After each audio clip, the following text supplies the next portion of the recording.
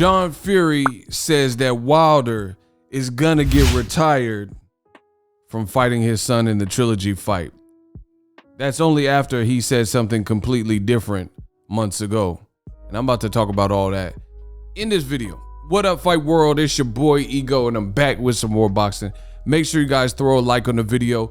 It goes a long way when you guys click on that link. Now, October 9th cannot come soon enough. I'm looking forward to it. Some heavyweight action. Now, we have to start off with John Fury. He's back doing interviews and being asked about different things, and he has a lot to say. So I'm gonna start off with the clip from him and give some more of my thoughts on the whole situation with Tyson Fury and this upcoming fight. Well, I tell you how much of a threat he poses. He won't give him $10 step-aside money. That says it all, don't it? It's all I'm going to give him. So he says, I'll tell you how much of a threat he is. He won't give him $10 step-aside money. Tyson Fury's team is all over the place. It's already been established. Fury's own promoter, Frank Warren, said the conversations never even got to the point of offering step-aside money. The judge, the arbitrator judge, Judge Weinstein, the Honorable Weinstein, ruled in favor of Wilder that Tyson Fury needed to give Wilder a rematch, and Frank Warren said that was that. So we just decided, we've stalled it out. We lost the court case, the mediation case, so we got to give this man the rematch. But here you have John Fury trying to make it like boast and make it as if his son is so noble he doesn't want to take step-aside money, but we know he tried to run from the Wilder fight multiple times. He said he was fighting Ajit Cabiel, Carlos Takam in December 5th, which didn't actually come into fruition because he owed Wilder a fight, which is what I told you. Then he said he was fighting Anthony Joshua for this lump sum of money in Saudi Arabia. And now, after being forced by a judge and going through a legal proceeding, a legally binding process, the mediation arbitration that Wilder and his team cleverly had written into the contract to ensure that no funny business like what Fury has been known to do, just so they didn't try anything. And they tried it, and we've seen who won. But now John Fury is trying to make it sound like Tyson Fury is so confident in beating Wilder. That's why he didn't want step-aside money, but that's not correct. Well, I tell you how much of a threat he poses. He won't give him $10 step-aside money. That says it all, don't it? It's all I'm going to give him is the beating of his life. Tyson will send him into retirement this time. He'll never box after this. He's going to get beat to pieces, smashed to pieces. If you look at Deontay Wilder, he's spent his whole career fighting guys that are smaller than him. He generates his power when he's coming over the top of the shot. And what Tyson Fury was doing in the first fight is he was stepping back and dipping. And that's obviously where he got nailed with that shot in the 12th round. Yeah. But there was enough after he got knocked. Who is this dude? The UK is down bad. Let's just be honest. In boxing, they're down bad. He said Wilder spent his whole career fighting people that were smaller than him. That is incorrect. See, the UK is they're down real bad. And old media says everything but the truth, seemingly. So 1 minute people say Wilder's skinny and he's a skinny basketball player, and they say he has chicken legs. And when he was weighing 212, 214 in Fury first fight, or Luis Ortiz, they're saying he was too light. Now this random guy that BT Sport or whatever says Wilder spent his whole career fighting guys smaller than himself, when Wilder has been known to fight guys who all had a weight and sometimes height advantage over him. So it's like, what is he talking about? And the funny thing is, he's saying this to back Tyson Fury, who actually fights guys who are all smaller than him.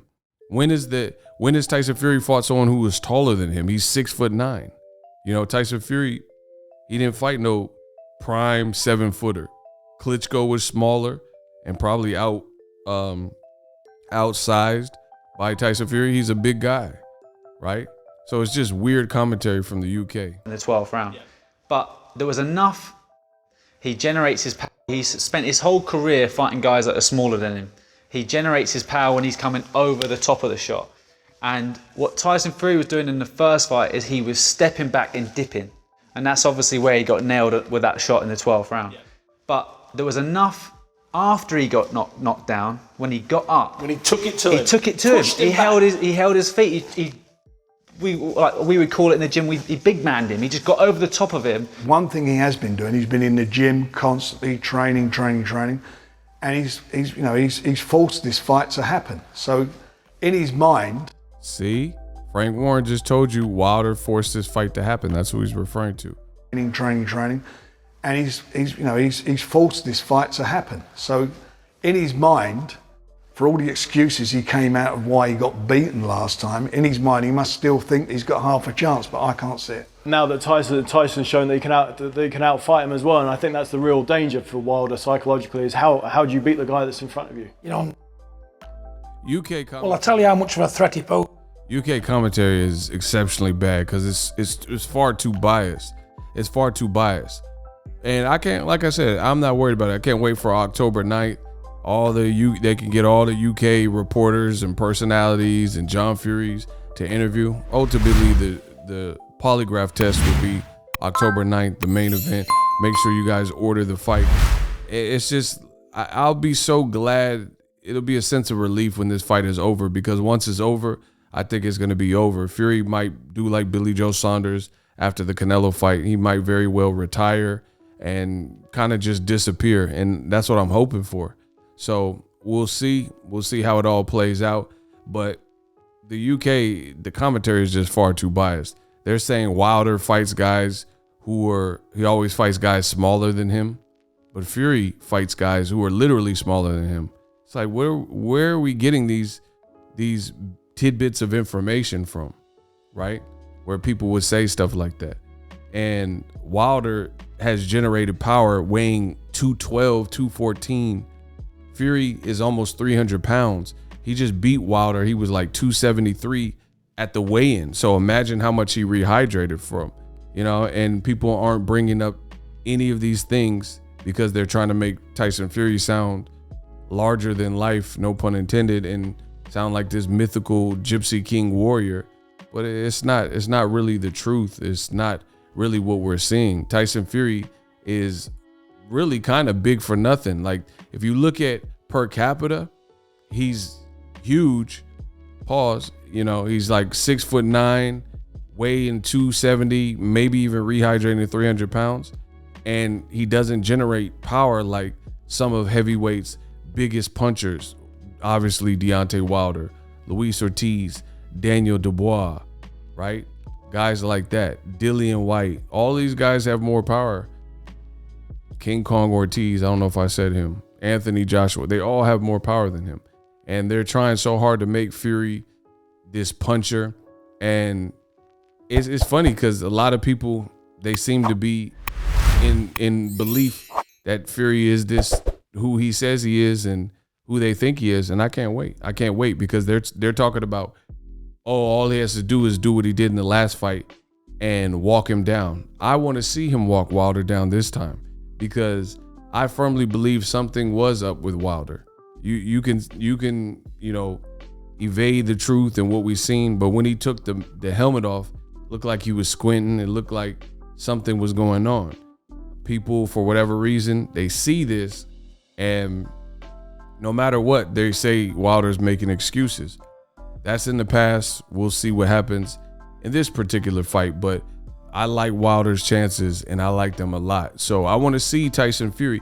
And see, this is the thing. If Tyson Fury comes out in this fight and tries to box Wilder, to me, he is capped. It's settled. He is officially a cheat in my book. So I hope, for the sake of Tyson Fury's brand and his fans, that Tyson Fury looks like he did in the second fight. Otherwise, his credibility is going to be completely shot. Because as far as I'm concerned, from a boxing perspective, you can't make it make sense that somebody would look like they looked in the first Wilder fight, right? and get knocked down and then get knocked unconscious in that first fight, and then have all this success in the second fight, and people like myself, people like Deontay the Bronze Bomber Wilder from Tuscaloosa, Alabama, oh my God, they believe Tyson Fury cheated.